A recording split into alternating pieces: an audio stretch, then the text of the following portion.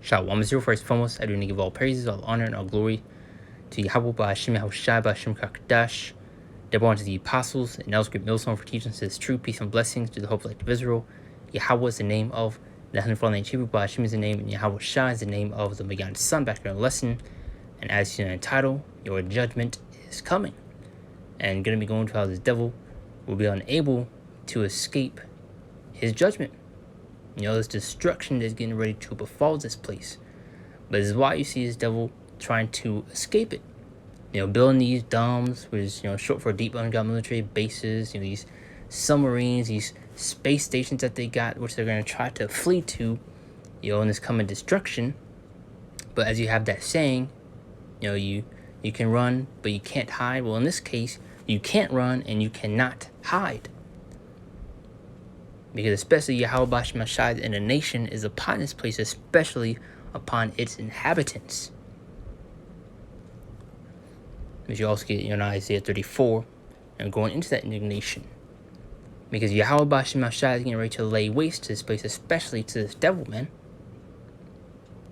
And especially those that want to continue to rebel and go against the ways of Yahweh Ba'Hashem Yahushai. That's why you get Zechariah 13, 2/3 are also going to be cut off on this side, but mainly going to be going to Esau, Edom, and how he's not going to be able to escape once again his judgment. Because you have this devil thinking that he's going to be able to rule forever.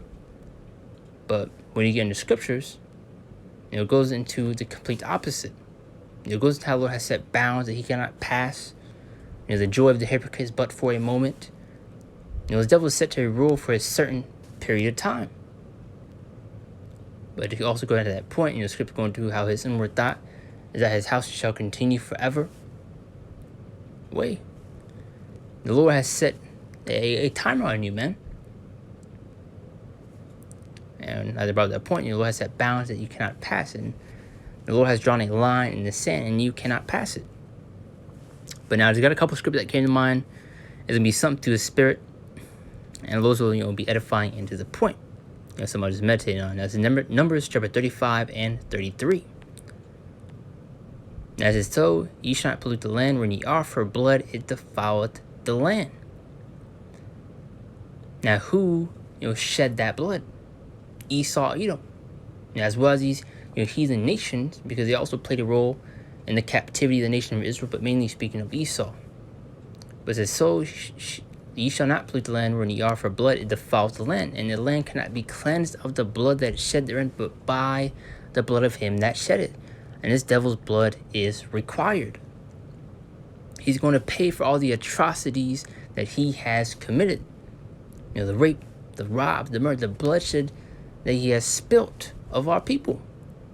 For touching the apple of Yahweh Ba'Hashem Yahushai's eye, this devil is going to pay. And we're going into it. So these, bunkers that this devil has, these submarines and space stations, all these different things you try to hide and flee away to. As I brought up that point, you can't run and you can't hide. Yahweh Ba'Hashem Yahushai has covered all routes of escape. Via land, via sea, via air. You ain't going anywhere, man. Because very soon, you're going to be put into chains. Your kingdom will come crashing down. Now, Lord Yahweh Shai is going to be the one to bring this place down, man. This is Ezekiel chapter 35 and 5 to further answer that point. And it says, because that was had a perpetual hatred. When you go to the word perpetual, it goes into a continuing and everlasting, a forever hatred that the devil has for us, man. And this is also a cut to those jigs that want to believe that this devil has changed, that he's not who he once was. But very soon this devil will show his true colors, man. I made a lesson maybe a little over a week ago, titled, he's not a friend but a foe. And Jake will soon realize that, man, but it's going to be far too late. It's in the scriptures for a reason why this devil's not to be trusted, man. I mean, look throughout history. That's enough receipts right there. Or proof. As people like to say, the proof's in the pudding. Ezekiel 35 and 5, read on top one more time, because I had a perpetual hatred and has shed the blood of the children of Israel by the force of the sword. So going to show who this is speaking of, which you also get in Malachi 1:4, going to Esau being literally labeled and called the border of wickedness. By those time back to Job 9:24, how the world turned to the hand of the wicked. Who's that wicked speaking? We went into Malachi 1:4, going to Esau. Also jump back to Genesis 27 chapter 39 through the 40th verse, going to Esau's blessing, which was the fatness of the earth as well as the sword. So Lord, I paint that image clearly. Now, say because I've had a perpetual hatred and has shed the blood of the children of Israel by the force of the sword, in the time of their calamity, and the time that they had an end. So I just want to go into that point, who shed that blood? As we read in Numbers 35 and 33. But it's Isaiah chapter 14, 21 through 22. Going to show how the devil's not going to escape his judgment, man. You ain't running from the Lord. Now it says, prepare slaughter for his children for the iniquity of their fathers. Because you have this devil say, I didn't own any slaves. I didn't do any of that. Come on, man. Well, as we're right here, prepare slaughter for his children for the iniquity of their fathers. So you're going to pay, man. Though you may not have done, in this life, doesn't mean you didn't do anything in your past life. As well as your forefathers, because right over here, and prepare slaughter for the children of his. Prepare slaughter for his children for the iniquity of their fathers, that they do not rise nor possess the land nor fill the face of the world with cities. Verse 22. For I will rise up against them, said the Lord of hosts, and cut off from Babylon the name and remnant and son and nephew, said the Lord. Said Yahweh Ba'ashem Yahweh Shani in Isaiah 13, which goes into how Babylon is never going to be inhabited again. So this place will be destroyed. His kingdom will crumble, which you get throughout many scriptures. Isaiah 47, come sit and dust the old daughter of Babylon. And also Isaiah 13 also goes to how Satan fell as lightning from heaven. Going to the devil falling out of power at a fast rate. Because lightning, strikes fast and it hits hard. And guess what? This devil's going to come crashing down, man. I do want to make sure my voice is on. Okay, let's continue. This is Jeremiah 16:16, which I do want to get Amos first before I get that, as well as Revelations 6. It says Amos 9:3, and it says, and though that hide themselves on the top of Carmel, I will search and take them out thence. Shouldn't see if I missed anything. Yeah, I brought the verse. I wanted verse 2. That says, though, let's see, yeah, that's what I want. That says, though they dig into hell, then shall mine hand take them, which go into deep underground. Be like at that point, you have these bunkers, these luxury bunkers that are able to, inhabit, hundreds of people, whatever the case may be. And it says, though they dig into hell, then shall my hand take them. Though they climb up to heaven, thence will I bring them down. That's probably the point you're dealing with these, space stations, these satellites that they got. And though they hide themselves on top of Carmel, going to these mountains, and I'll search and take them out thence. And though they be hid from my sight in the bottom of the sea, thence will I command the serpent, and he shall bite them. And like I rather pointed earlier, the Lord has covered all routes of escape. Via sea, via land, via air. There is no running. You will not escape. It's like him. Continue on. I will search to take them out thence, and though they be hid from my sight in the bottom of the sea, thence will I command the serpent, and he shall bite them. Because you're also going to have Leviathan, come out in these last days. And you're also going to have, the chariots play a role in the destruction of this place. And who resides in those chariots? The angels. And you get in scripture, Isaiah 66:15. How the Lord's coming back. Let's get that real quick. Cometh with fire. For behold, the Lord will come with fire, and with his chariots like a whirlwind. To render his anger with fury, and his rebuke with flames of fire. Lord Yahushua will return back with an army, and with the host of heaven, the angels. So there's not no greens or grays residing within those so-called UFOs.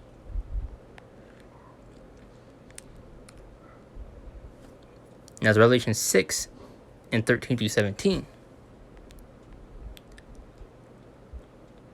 Also, going further into his destruction that's getting ready to befall this place.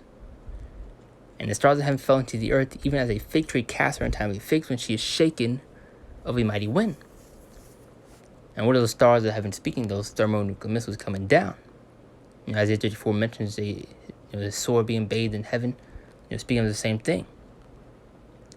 That mighty wind, being those shock waves from those explosions. Verse 14, the heaven departed as a scroll and is rolled together, speaking of the mercury cloud being formed from those explosions, which you get many examples of. And every mountain and island were moved out of their places, so this place is literally going to shake. And the kings of the earth and great men and the rich men, main point, and the chief captains and the mighty men, every bondman and every freeman hid themselves in the dens and the rocks of the mountains, and said to the mountains and rocks, fall on us, and hide us from the face of him that sitteth on the throne and from the wrath of the Lamb. So, going to show they're trying to escape, trying to hide away once again. As we also just read in the previous scripture in Amos. As for the great day of his wrath is coming, who shall be able to stand? None. As is Jeremiah 16 and 16, also another great point. Now it says, behold, I will send for many fishers, saith the Lord. Now who are the fishers, the prophets, the men of the Lord? And they shall fish them, and after I'll send for many hunters, and very soon the fishers are going to be turned into those hunters, man. As we in Isaiah 59,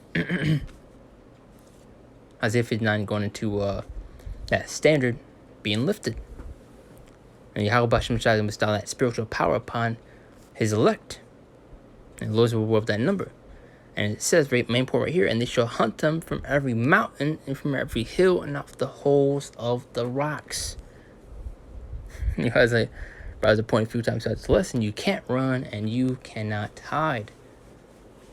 Sure, you may flee, to your bunkers, deep underground, but you're going to be brought right out from them, and put right into chains, man. There is nothing you can do. 2nd Ezra 6 and 9, also another great scripture. As is for Esau is the end of the world, and Jacob is the beginning of it that followeth. So it is written that this devil will fall. And it's going to show who's up next. Jake, Israel.